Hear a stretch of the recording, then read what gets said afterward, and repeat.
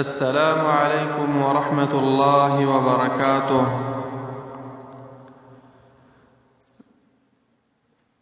د دې بل ملګري سوال دا و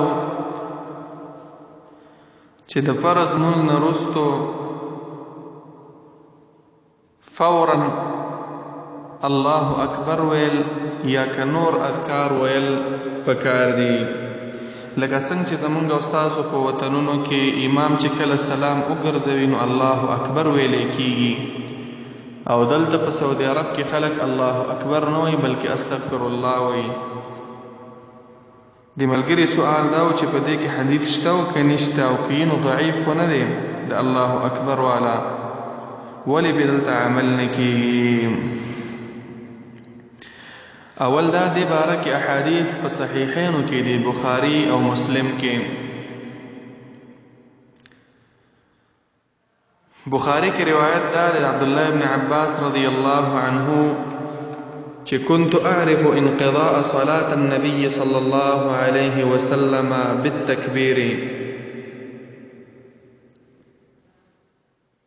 وما به د نبی علیه الصلاة والسلام د منځ اختتام او ختمواله په الله اکبر سره پیژنده. په روایت د مسلم کې بیا داسې دي كنا نعرف انقضاء صلاة رسول الله صلى الله عليه وسلم بالتكبير. مونږ به یعنی مونږ صحابه کرامو به د نبی علیہ الصلوۃ والسلام د منځ اختتام په تکبیر سره پیژندو، یعنی چې کله به الله اکبر ویل شو د سلام نه وروسته نو موږ ته پته ولګېده چې اوس منځ ختم شو.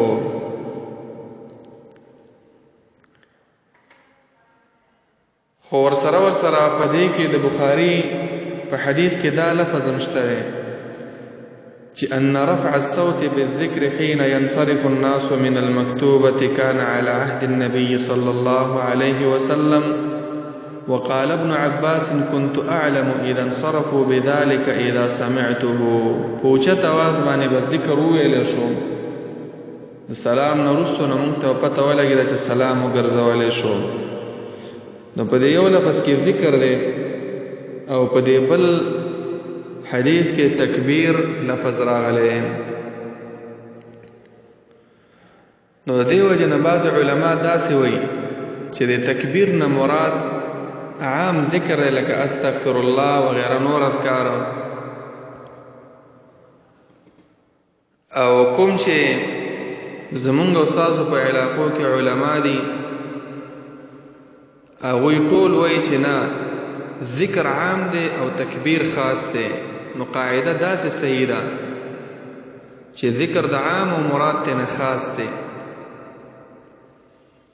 یعنی الله اکبر ویل پکار دی.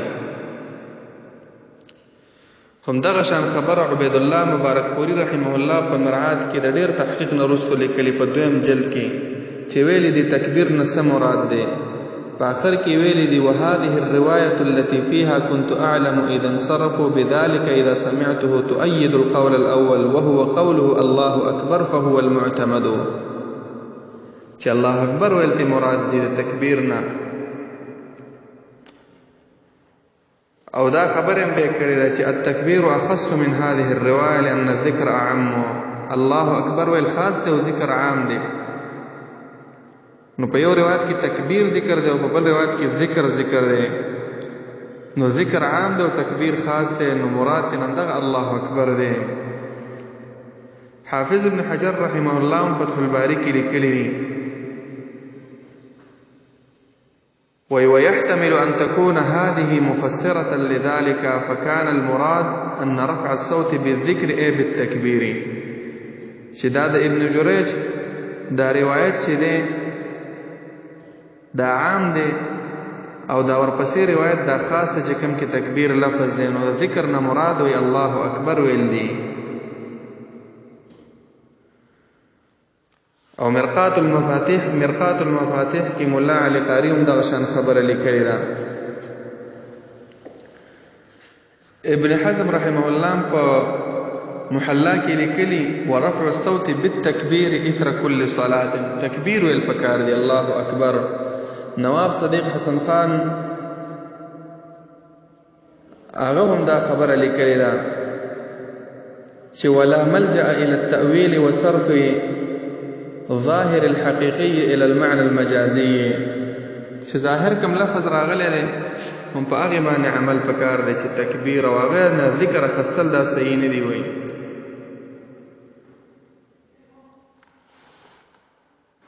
نو دارنګه د ډیرو اهل علم او نظر هم دغه دی چې تکبیر نه مراد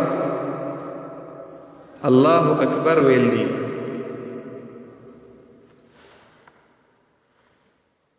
د دې وجه نه ډیرو محدثینو چې کله دا حدیث راوړل دی باب به هم دغه شان تړلې چې باب التکبیر بعد السلام، سلام نرستو الله اکبر ویل. او کوم روایتونو کې چې راغلي چې نبی له سلام به سلام نرستو استغفر الله ویلا، خو هغه کې داسې صراحت نشته چې فورا، لکه مثلا حدیث ثوبان دی ابن ماجه و نور روایتونو کې کان اذا انصرف من صلاته استغفر ثلاثه، کله چې به سلام وګرځو استغفر الله به ویلا، اللهم انت السلام به ویلا. خو دې کې دا صراحت نشته چې الله اکبر به نه ویلا، ځکه همدغه شانتي عبارت په بل حدیث کې دی مسند احمد کې چې اذا انصرف من الصلاه قال اللهم لا مانع لما اعطيت، حدیث د معاویه رضی الله عنه چې نبی علیہ السلام به سلام وګرځو اللهم لا مانع لما اعطيت دا به ویلا. په یو روایت کې راځي اذا انصرف من الصلاه قال لا اله الا الله وحده دا به ویلا. دا بمروان عن كعب الاحبار په روایت کې دی کان اذا انصرف من صلاته اللهم اصلح لي ديني الذي جعلته عصمه دا به ویلا دا دعا. نو دا اذا انصرف دې کې دا معنا نشته چې فورا به ویل، او البته دی بل روایت کې حدیث عبد الله ابن عباس رضی الله عنه کې دا معنا شته چې مونږ به انقضاء د مونږ اختتام په دې باندې پیژندو. د مونږ اختتام په څه سره راځي؟ په سلام سره. سلام نورست الله اکبر به ویل کېدو. بل د بخاری الفاظ په کې داسې دي حين ينصرف الناس، دا حين ټکي چې کله به سلام واړولې شو نو فورا به خلکو تکبیر ویلا. نو تکبیر دا خاص دی. او بل دا تکبیر چې راغی نو په شرع کې تکبیر چې راشي مراد تن الله اکبر وي. ډیر حدیثونو کې تکبیر لفظ راغلی او مراد تن الله اکبر، لکه مثلا په د مونځ باره کې راغلی دی چې مفتاحها التکبیر، د مونځ شروع چې دا هغه په تکبیر سره ده. یا یو روایت کې راغلی کان یسقط بین التکبیر و بین القراءه، د تکبیر نه مراد الله اکبر او د قرات په منځ کې بل خاموش پاتې کېدو دغه دعا به ویلا. باب اتمام التکبیر فی الرکوع، محدثین بابونه تړلي تکبیر نه مراد الله اکبر ویل نه. باب التکبیر علی الجنازه، تکبیر نه مراد الله اکبر. نو د ډېر حدیثونه راغلي دي چې مراد نه د تکبیر نه الله اکبر، او په دې معنی ډېر تفصیل هم نشي هر چاته پته ده. کبر یکبر تکبیر دې مراد هم دغه دی چې الله اکبر ویل ته مراد دی. دې مراد دا نه چې عام ذکر. نو بنا په دغه حدیثونو باندې د حدیث عبد الله ابن عباس رضی الله عنه او حدیث د مسلم کې چې به شرح راغلی د دې دوانو نه دا معلومیږي چې الله اکبر ویل دغه سنت طریقه ده. او دغه شان خبره عبید الرحمن مبارک پوری، عبید الله مبارک پوری، ابن حزم، ابن بطال او دارنګ نور علماء لیکلي ده. علماء په بابونه هم دغه شان دي. خو د ابو داود کې باب دسه دی التکبیر بعد الصلاه، دغه حدیث راوړي. نسائی کې دسه التکبیر بعد التسلیم. فمسند احمد کې دسه دی رفع الصوت بالتکبیر حين ينصرف الناس من المكتوبه. مسند ابو عوانه کې. ابن حبان کې باب دسه تړلې اباحه ذکر اباحه التکبیر عند فراغ الامام من الصلاه. نو دې ټول روایتونو مجموعه دا شولا چې د یو بل سره تعارض نشته. الله اکبر اول ویل پکار دی او ورپسې چې د نور عام اذکار ویل پکار دی. او بعض آثار پکې هم شته لکه عبد الله بن زبیر رضاهونه یو اثر مصنف ابن ابي شيبه او بيهقي کې چې کله به سلام وګرځاو نو تکبیر به ویل الله اکبر، او اکثر اهل العلم ویلي چې روایت د شواهد د وجه نه حسن دی.